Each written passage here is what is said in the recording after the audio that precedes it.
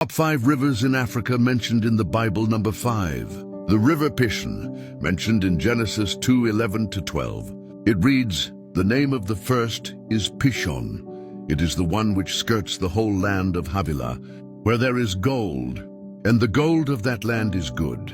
Bdellium and the onyx stone are there." The River Pishon is one of the 4 rivers that flowed from the Garden of Eden. While its exact location has been debated for centuries, many biblical geographers and ancient historians identify the land of Havilah with regions along Africa's northeast, possibly the eastern parts of modern-day Sudan or Eritrea.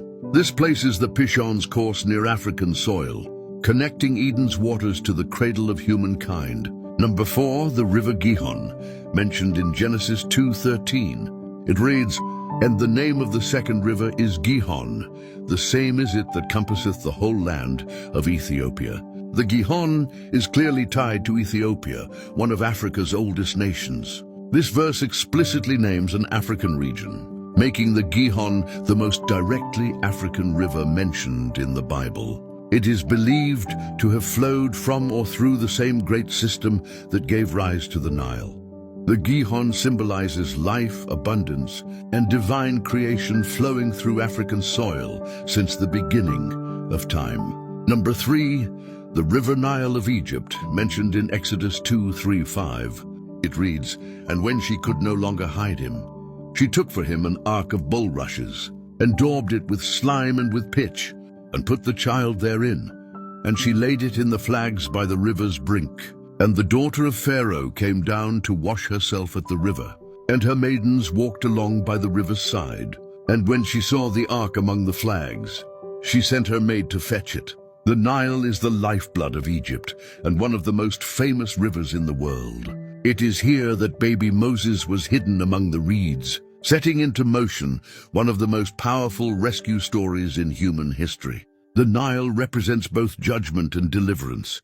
The same river that sustained Egypt also witnessed its plagues. Number 2, the River of Egypt, Wadi el-Arish, mentioned in Genesis 15:18. It reads, "In the same day the Lord made a covenant with Abram, saying, Unto thy seed have I given this land, from the river of Egypt unto the great river, the river Euphrates." The River of Egypt, known today as Wadi el-Arish, forms part of Egypt's northeastern frontier. It marked the boundary of the promised land that God gave to Abraham's descendants. This river, flowing through the northern Sinai region, connects directly to Africa's soil and represents God's covenant promise, land, blessing, and inheritance. Number 1, the Nile's tributaries of Cush and Ethiopia, mentioned in Isaiah 18:1-2. It reads, "Woe to the land shadowing with wings, which is beyond the rivers of Ethiopia, that sendeth ambassadors by the sea, even in vessels of bulrushes upon the waters, saying, Go, ye swift messengers, to a nation scattered and peeled." This prophetic verse references the rivers of Ethiopia, branches of the upper Nile, that flow through the ancient kingdom of Cush, modern-day Sudan and South Sudan. These rivers are powerful symbols of Africa's deep biblical roots, showing that the continent was not only known, but honored in God's word. Ethiopia stood as a strong, independent civilization even in the days of the prophets. From Eden's rivers to Egypt's Nile, from Cush's currents to God's covenant, Africa's waters have always flowed through the story of the Bible.